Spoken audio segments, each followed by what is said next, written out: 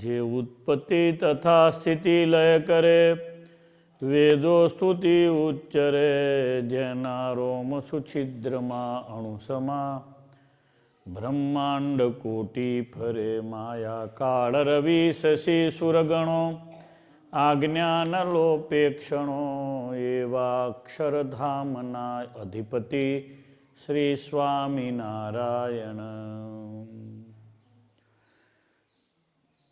બોલો સ્વામિનારાયણ ભગવાન કી, લક્ષ્મીનારાયણ, હરિ કૃષ્ણ મહારાજ, શ્રી વડતાલ.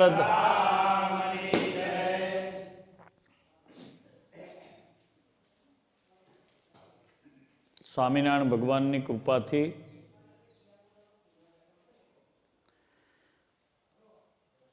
આપણા ગામેઠા ગામમાં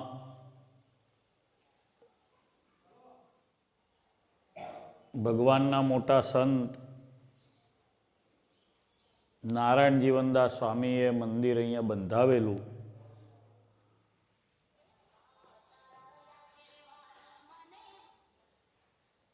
અને મંદિરને જીર્ણ થતાં આપણે પુરાણી સ્વામી નારાયણ પ્રિયદાસજીની આજ્ઞાથી એનો આપણે જીર્ણોદ્ધાર કરાવેલો. આપણા ગુરુ હીરા ભગતજીના આશીર્વાદ હતા, વાસુદેવ સ્વામીના આશીર્વાદ હતા, મોટા હરિભક્તો બધા, ભાવનાવાળા બધા, જયશંકભાઈ, દેહયભાઈ, રણછોડભાઈ,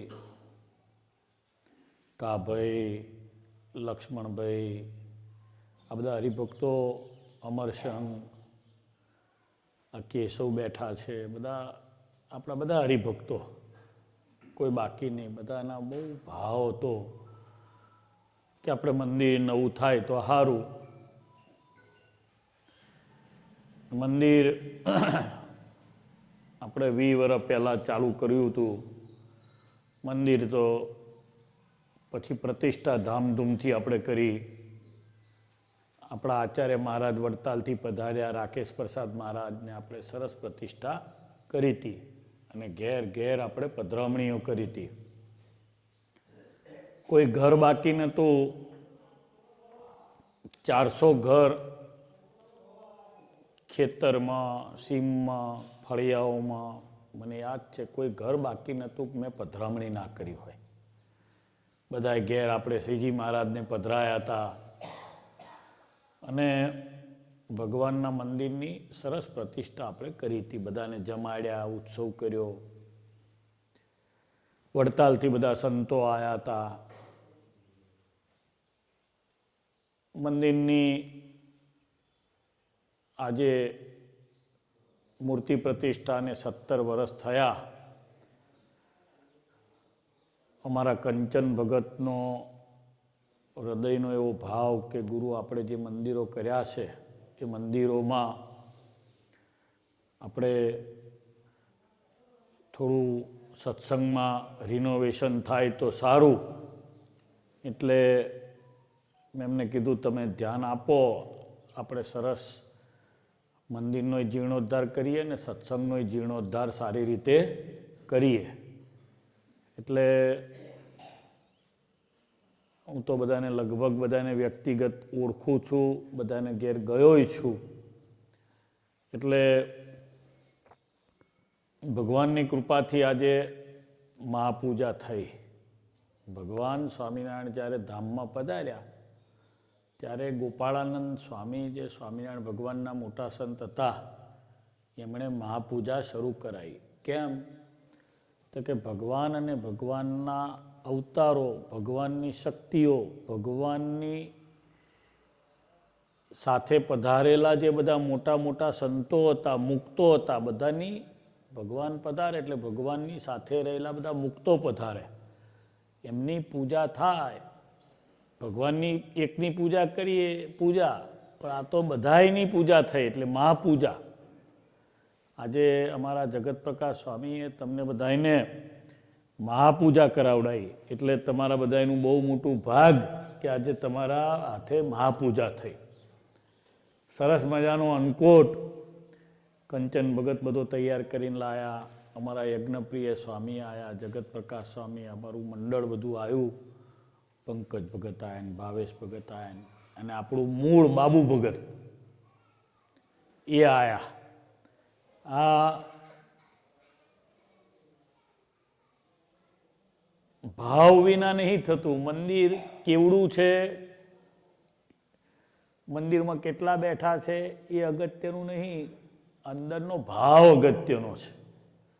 આપણે જે દાડ મંદિર કર્યું તે દાડ એને આજે ભાવમાં કોઈ ફરક પડ્યો નહીં. એ ખરખો ભાવ છે આપણો. એટલે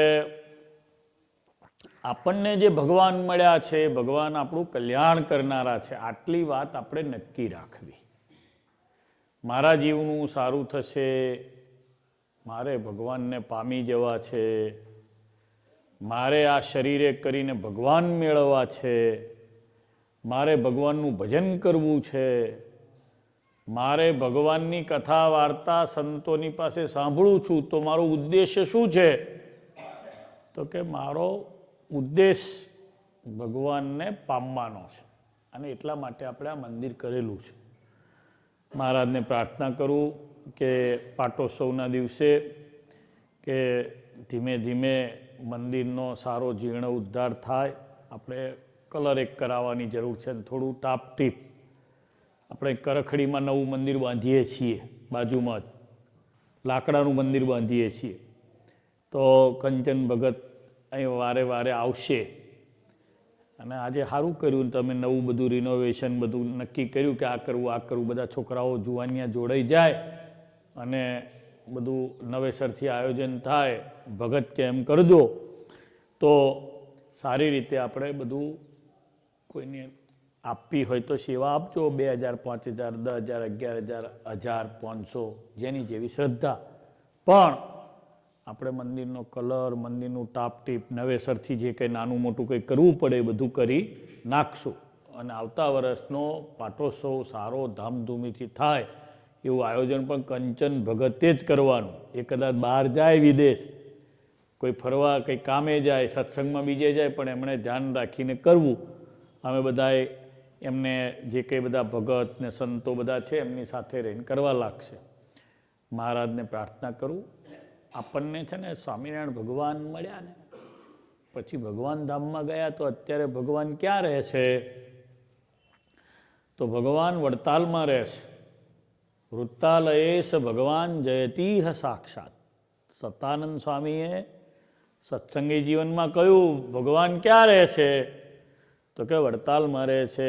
એમનો અનુભવ એમણે લખ્યો. કઈ રીતે રહે છે? તો કે હરિકૃષ્ણ મહારાજ સ્વરૂપે રહે છે. સ્વામિનારાયણ ભગવાનનું એક નામ હરિ અને કૃષ્ણ બે ભેગા કરી અને હરિકૃષ્ણ નામ માર્કંડેય મુનિએ પાડ્યું છે. ભગવાન જ્યારે જન્મ્યા ઘનશ્યામ મહારાજ ત્યારે નામકરણ કરવા માટે આવ્યા અને એમણે નામ પાડ્યું છે હરિકૃષ્ણ. હરિકૃષ્ણ મહારાજની સ્થાપના વડતાલમાં જાતે પોતે સ્વામિનારાયણ ભગવાને કરી છે. તમે બધા તો વર્ષોથી વડતાલ ચાલતા આવો છો. ચૈત્ર મહિનાની પૂનમે તો બધા ખાસ વડતાલ કારતકની પૂનમે બધા આવો છો. તો ભગવાન એક મુખ્ય રાખવા, બીજું ભગવાનનું શાસ્ત્ર રાખવું. ભગવાનનું શાસ્ત્ર શું? તો શિક્ષાપત્રી. ભગવાને કહ્યું છે શિક્ષાપત્રી પ્રમાણે જે રહેશે મારો, શિક્ષાપત્રી પ્રમાણે જે વર્તશે એને બધા પુરુષાર્થની સિદ્ધિ મળશે. ધર્મની સિદ્ધિ, કામની સિદ્ધિ, અર્થની સિદ્ધિ. હવે એને પ્રમાણે શું રહેવાનું છે? તો એમાં બધી મર્યાદા આપેલી છે. બહેનોએ કેમ રહેવું, સધવા બહેનોએ કેમ રહેવું, વિધવા બહેનોએ કેમ રહેવું, બાળકોએ કેમ રહેવું, પુરુષોએ કેમ રહેવું, પૈસાનો વ્યવહાર કરો છો તો લખ્યા વગર ના કરવો એવું ભગવાને લખ્યું છે. સાધુએ કેમ રહેવું, આચાર્ય મહારાજે કેમ રહેવું, મંત્ર લેવો, માળા કરવી, સવારમાં ઉઠી અને ભગવાનનું નામ લઈ પૂજા પાઠ કર્યા પછી વ્યવહારનું કામ કરવું, આ બધું ભગવાને લખેલું છે. એટલે શિક્ષાપત્રી. પછી ભગવાનના લીલા ચરિત્રો, એનો ગ્રંથ સત્સંગી જીવન અને ભક્ત ચિંતામણી. અને વચનામૃત ભગવાનના ઉપદેશ, ભગવાનના વાક્યો, વચનામૃત, ભક્ત ચિંતામણી, સત્સંગી જીવન અને શિક્ષાપત્રી, આટલું જે પાળે એને સત્સંગી કહેવાય, એ પાક્કો સત્સંગી ગણાય. બાકી બધા જે મહારાજ, આવજો આવજો સ્વામી, આવજો આવજો સ્વામી, કેમ છો સ્વામી, આવો આવો સ્વામી, બહુ દાડે દેખાયા સ્વામી, હા હા તમે તો દેખાતા નહીં સ્વામી, લ્યો 2000 5000, એ એટલે આપે ખરા, સત્સંગ જીવમાં નહીં. આપણે સત્સંગ જીવમાં રાખવો હોય શું કરવું પડે? સત્સંગી જીવન, વચનામૃત, ભક્ત ચિંતામણી અને શિક્ષાપત્રી, આટલું તો પાળવું જ. શિક્ષાપત્રી તો આમ નાના આવડા આવે છે, 212 શ્લોક છે, એનું ગુજરાતી મળે, વાંચવી દરરોજ શિક્ષાપત્રી, 5 શ્લોક વાંચવાના, વધારે નહીં, પણ એ પ્રમાણે પાળવાનું, એ પ્રમાણે જીવન જીવવાનું. ભગવાન અહીં પધરાયા છે, મંદિર આવીએ, અહીં દૂધ ભરવા આવો, બીજું કરવા આવો, ગામમાં આવો, અહીં ગામમાં બાજુમાં રહેતા જ મંદિરે આવ્યા પછી બીજું કામ કરવું, ભગવાન માટે હાર કરવા.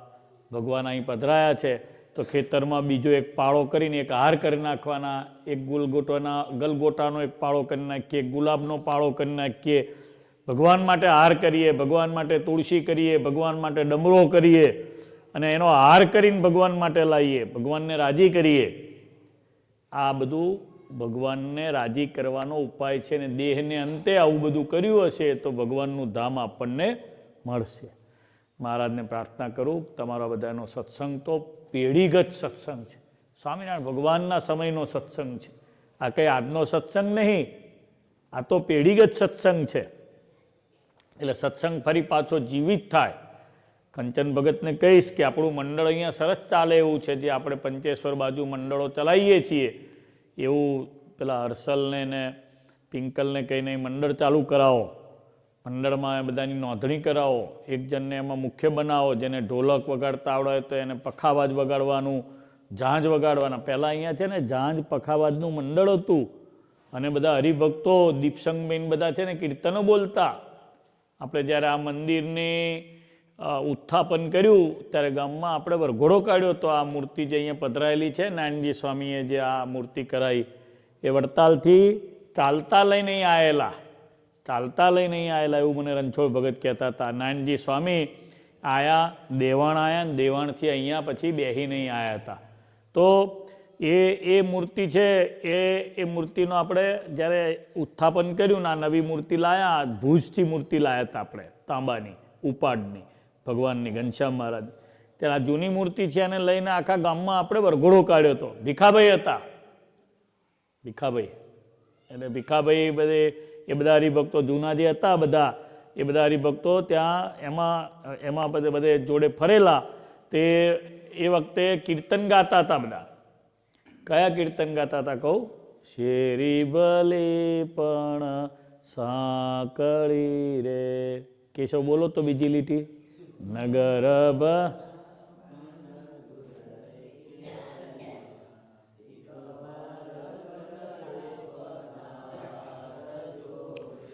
આ આપણે કીર્તન ગાતા હતા. એ તમે એ પેલા જ્યારે આપણી પેલી નીકળી શોભાયાત્રા, આ તો આ કીર્તન બીજા બધા ઘણા ગાયા હતા, પણ આ તમારા જીવમાં પડેલું છે. હું તો એક લીટી બોલ્યો, તમે આખી લીટી પૂરી કરી લ્યો. કેમ? તો કે બાપ દાદાના સંસ્કાર પડેલા છે, જીવમાં ભગવાનના કીર્તન છે. એટલે તમારે શું કરવાનું? કંચન ભગત અહીંયા આ લોકોને લઈ આવી, નોંધણી કરવાની, 40-50 છોકરા થશે. મહિનામાં 4 વાર ભજનમાં બેસવાનું. કેટલી વાર? 4 વાર, 3 વાર, 2 વાર. ભજનમાં મંદિર ભરાઈ જવું જોઈએ. પેલું ઓછવનું મંડળ જે આપણું અસલ હતું એ રીતનું આપણે ચાલુ કરશું. આપણે બધું કરાવ્યું છે એ બાજુ, પંચેશ્વર બાજુ. અને જુવાનિયા છોકરા કોઈ બાકી નહીં રાખવાના, બધાએ જોડાઈ જવાનું, બધાને જોડવાના. તું આગળ ને પાછળ એમ નહીં. જે બધા હરિભગત જે નાનો હોય દૂર રહેતો એને આગળ બેહાડવાનો, આપણે પાછળ બેહવાનું. જે કાર્ય કરતા એને પાછળ બેહવાનું. હું આગળ બેસી જાઉં એવું નહીં. એને પાછળ બેહાડે અને આપણે આગળ નહીં. એને આગળ બેહાડીને આપણે પાછળ બેહવાનું. એટલે મહારાજને રાજી કરવા માટે કીર્તન, મહારાજને રાજી કરવા માટે વચનામૃત, ભગવાનને રાજી કરવા માટે શિક્ષાપત્રી, ભગવાનને રાજી કરવા માટે ભગવાનનું ધ્યાન, ભગવાનનો થાળ, આટલું આપણે કરીએ એટલે આપણા પર ભગવાન રાજી થાય. એટલે નવેસરથી મંદિરનું રંગકામ થશે, રિનોવેશન આપણે કરશું, સત્સંગનું પણ રિનોવેશન કરશું. બધાનું ભગવાન સ્વામિનારાયણ સારું કરે એટલી વાત કરીને વિરમું છું. બોલો સ્વામિનારાયણ ભગવાનની, લક્ષ્મીનારાયણ દેવની, શ્રી વડતાલ ધામ કી જય, ઘનશ્યામ મહારાજ, કષ્ટભંજન દેવની જય, 500 પરમહંસની, પંચેશ્વર મહાદેવની જય. નમઃ પાર્વતી પતય હર હર મહાદેવ.